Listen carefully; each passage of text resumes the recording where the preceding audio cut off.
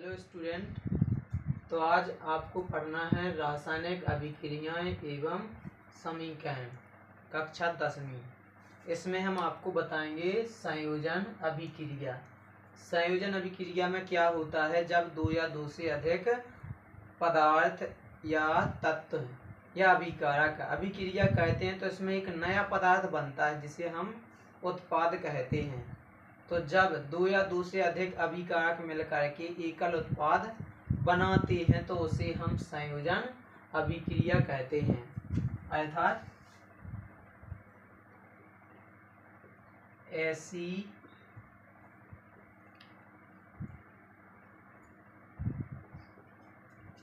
अभिक्रिया जिसमें दो या दो से अधिक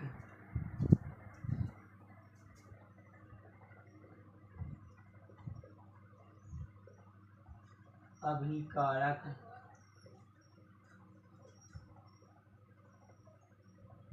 मिलकर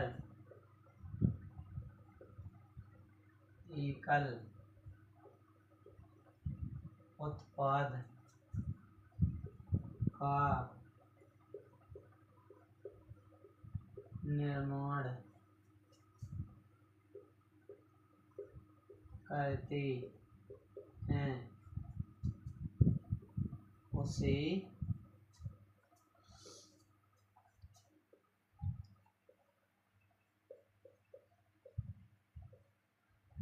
संयोजन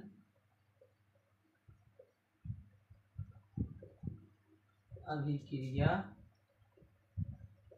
कहते हैं।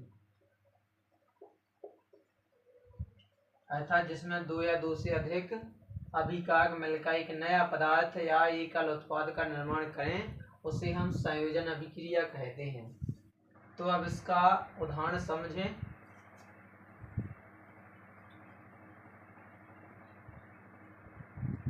उदाहरण है कैल्शियम ऑक्साइड। ये होता है सॉलिड अर्थात ठोस। और फिर लिखें H2O। H2 होता है लिक्विड अर्थात द्रव।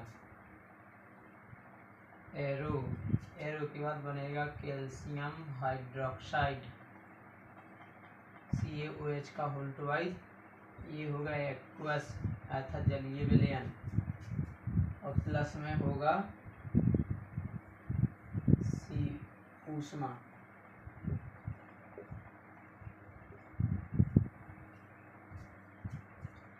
अब इसको देखें, इसको कहेंगे हम कैल्शियम ऑक्साइड।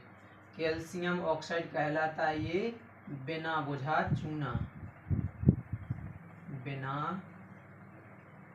बुझा चूना।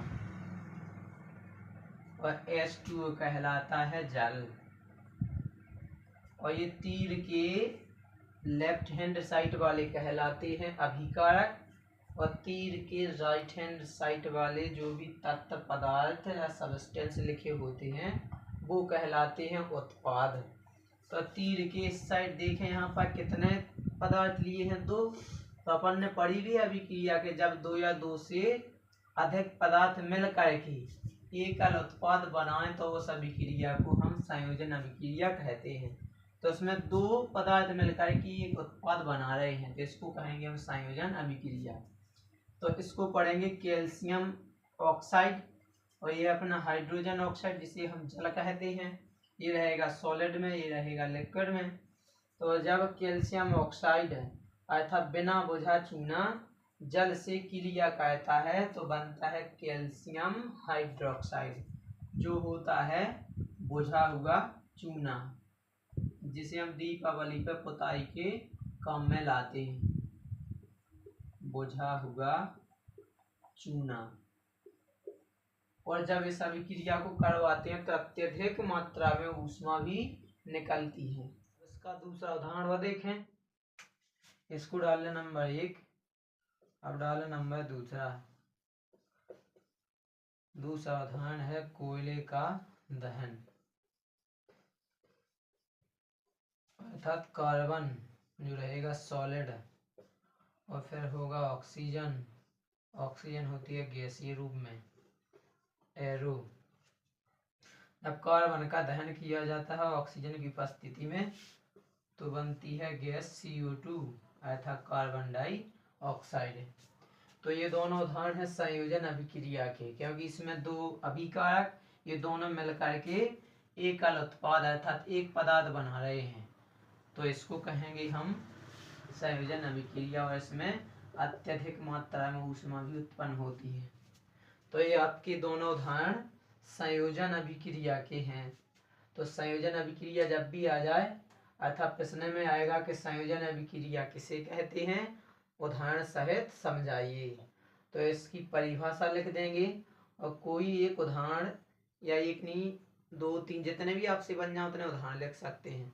तो हमने आपको 2 उदाहरण लिख दिए, इसमें से जौन सा भी आपसे बन जाए वो लिख सकते हैं आप। अभी हमने आपको पढ़ाई है संयोजन अभिक्रिया, और उसी के अंतर्गत आती है ऊष्माक्षेपी अभिक्रिया।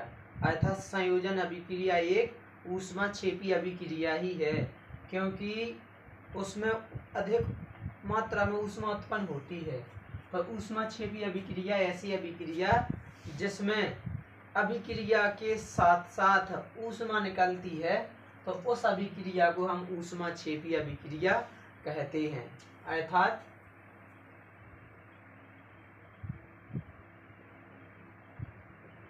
जिन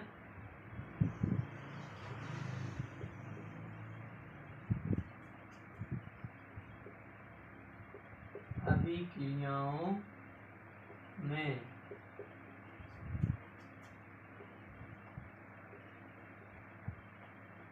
उत्पाद के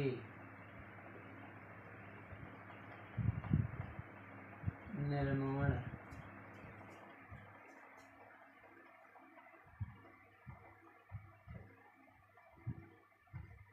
के साथ साथ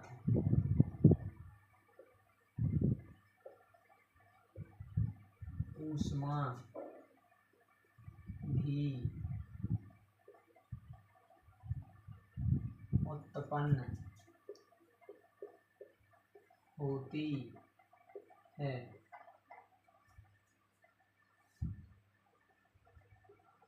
उसे ऊष्माक्षेपी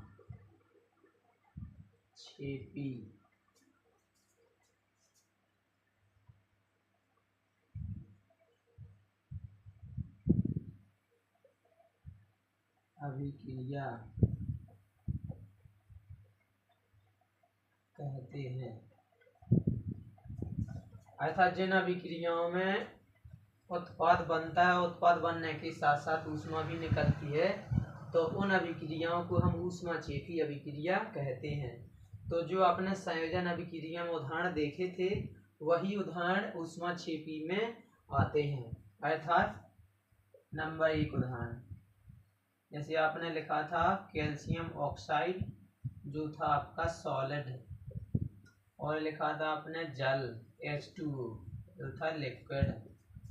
जब कैल्शियम ऑक्साइड जल से क्रिया करता है तो बनता है कैल्शियम हाइड्रोक्साइड, और साथ में अत्यधिक मात्रा में ऊष्मा भी निकलती है। तो ये उदाहरण भी किसके अंतर्गत आएगा, ऊष्माक्षेपी अभिक्रिया के अंतर्गत। इस संयोजन अभिक्रिया भी है साथ में ऊष्माक्षेपी अभिक्रिया भी है, क्योंकि जब इस अभिक्रिया को करवाते तो इस अभिक्रिया में ऊष्मा भी निकलती है। तो जिन अभिक्रियाओं में ऊष्मा उत्पन्न होती है तो उन अभिक्रियाओं को हम अब देखें। इसका दूसरा उदाहरण कार्बन जो होगा सॉलिड, और देखें ऑक्सीजन जो रहता है गैसीय रूप में। तो कार्बन ऑक्सीजन की उपस्थिति में क्रिया करके बनाता है कार्बन डाइऑक्साइड, जो भी ये भी गैसीय अवस्था में होती है, और इसमें भी अत्यधिक मात्रा में ऊष्मा निकलती है।